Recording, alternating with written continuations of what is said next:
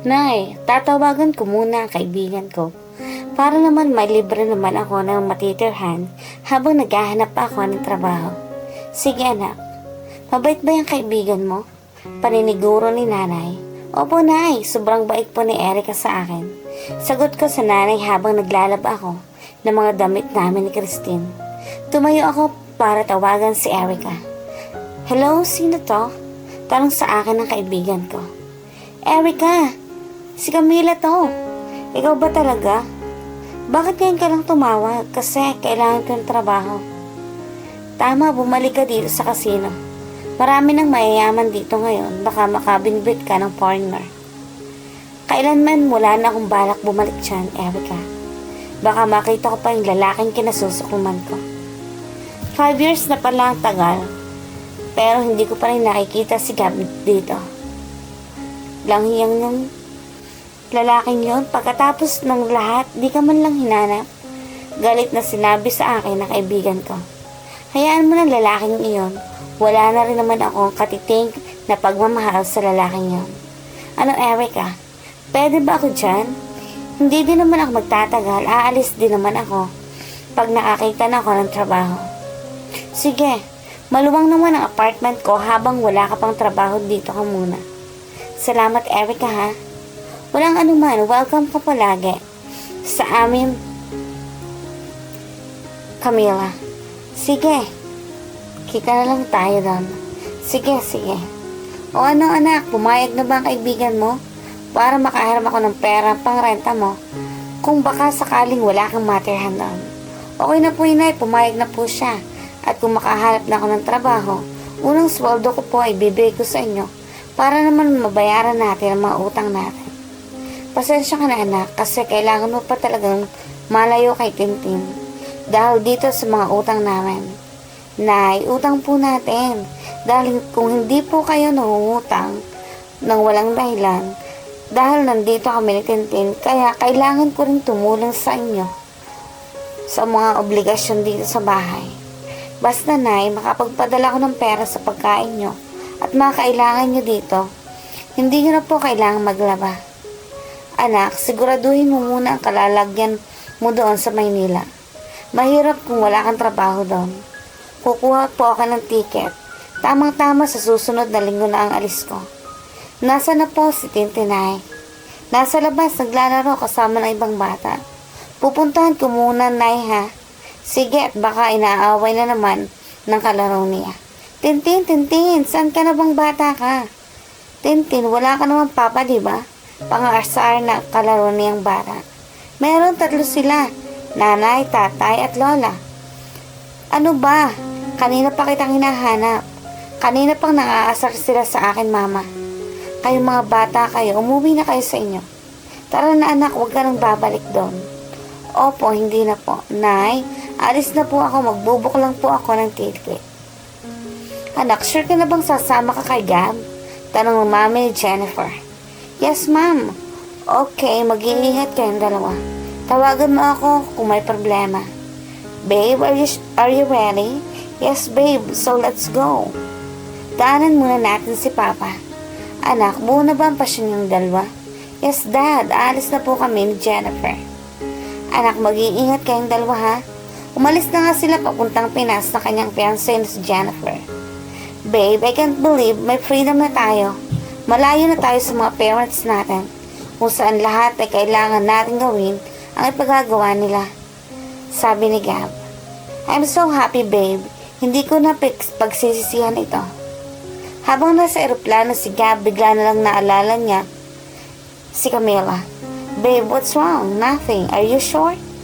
Wala talaga babe, may naalala lang ako bigla.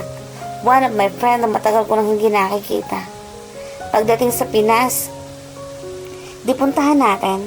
No need, binigay na ni Daddy ang address ng bago nating bahay. Binili niya for us. Diretso na tayo doon. I'm so excited, babe. I can't wait. Babe, nandito na tayo. Salamat naman at nakakapagod, sabi ni Jennifer na napuyat sa biyahe. Sir, akin na po ang dala nyo, sabi ng driver nila, Gab. Kuya, ito yung address ng bahay. Sige po, sir. Diretso na po tayo doon. 30 minutes later, dumating na nga sila bago sa kanilang bagong bahay. Babe, ang ganda ng bahay, sabi ni Jennifer, at manghang-mangha sa ganda at laki ng bahay. Oo, babe, binili talaga to ni Dad para hindi na tayo mahirapan maghanap pa ng matutuluyan, new home, new life. Sobrang laki ng bahay, sino maglilinis nito? Maghahanap tayo ng katulong, ilan bang gusto mo? Tanong nito sa fiancé, kahit isa lang okay na. Sige, marami namang agency na makatulong. Habang ako naman ay naghahanda papuntang airport. Anak, umalis ka na ba? Habang natutulog pa si Tintin, Nay, Mami, miss ko po si Tintin. Naiiyak habang tinitigan ang anak. Sige na, baka magising pa ang bata, hindi ka pa makaalis. Sige po, Nay, mag-iingat po kayo palagi. Tay, aalis na po ako. Pagpapaalam ko sa magulang ko. Sige anak, mag-iingat ka. Kami na ang bahalang magpariwanag kay Tintin. Salamat po, Tay. Saka ako umalis at di mapigilang mapaiyak habang nasa biyahe papuntang airport. Paalis ng eroplanong sinasakyan ko, parang gusto ko nang bumalik. Ano ka ba, Camila? Kailangan mong magtrabaho para sa future ng anak mo. Sabi ko sa sarili ko. Nasaan ka na, Camila? Text sa akin ni Erica. Habang hinahanap ko sa arrival area. Erica, nandito ako. Ayun, nandito ka na ulit. Camila, wala pa rin kupas ang ganda mo. Sige, diretso na tayo sa apartment at nang makakain ka na. Salamat talaga, Erica. Sus, para naman tayong walang pinagsamahan yan. Okay lang, ikaw pa. Nandito na tayo. Hindi masyadong malaki ang bahay ko, Camila. Okay lang sa akin. Sanay naman ako matulog kahit sa banig pa. Dalawa naman ang higaan dito. Halika, ilagay ko muna yung dala mo. May masarap akong niluto. Saka ito umupo. Salamat talaga, Erica. Kailan ang balak mong mag-apply at may alam akong agency? Sige, Erica. Kapag hindi ka na busy. Day off ko naman bukas. Samahan na lang kita. Papagawa tayo ngayon ng resume. Wala ka na ba talagang balak bumalik sa casino? Wala na, baka makita ko pa yung pagmumukha ng lalaking yan. Grabe naman yung galit na yan. Tatawagan ko ang anak ko mamaya, Erica. May anak ka na? Oo, Erica. Sino nga ma? Si Gab ba? Hindi, nagka-boyfriend ka dun sa inyo? Oo, hindi din nagtagal. Ang hirap makakita ng mga lalaking matino ngayon. Ilang taon na bang bata? 5 taon na siya. Para magkasing edad lang pala simula nang umalis ka sa casino. Ang bilis mo nang makamove on. Ganyan talaga, dapat kalimutan na yung mga lalaking walang silbi. Kaya nga, sige lang. Kawawa naman tong kaibigan ko. Sige lang, maganda ka naman. Camila, mabait pa, may lalaki talagang magkakagusto sa'yo. Ikaw naman, Erica. Gabi na pala, sige Camila, dito ang kwarto mo at dyan ako sa kabila ha. Sige, hindi pa ako matutulog, tatawagan ko muna ang anak ko. Anak? Camila, kumusta ka na dyan? Okay lang naman ako, Nay. Kumusta naman po si Tintin? Kanina ang tagal bago tumigil sa pag-iyak. Nasaan na siya, Nay? Nandito, Tintin, halika. Ang mama mo tumawag. Mama, bakit niyo po ako iniwan? Naiiyak na sabi nito. Anak, kailangan diba? Gusto mo ng bike, yung color pink. Opo, pag sweldo na si mama, bibili agad ako ng bike para sa iyo. Maraming salamat po, mama. Miss na miss ko na po kasi kayo, mama. Sige po, mama. Salamat po. Tawag po ulit kayo, ha?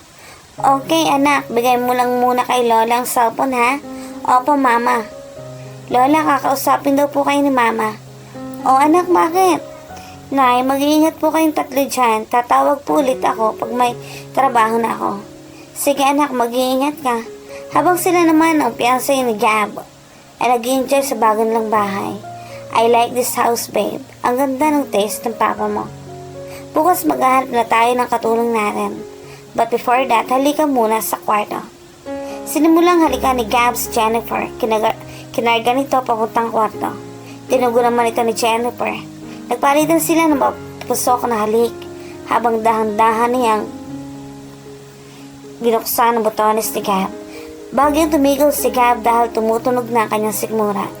Babe, kumain muna tayo. Marami akong alam na restaurant dito.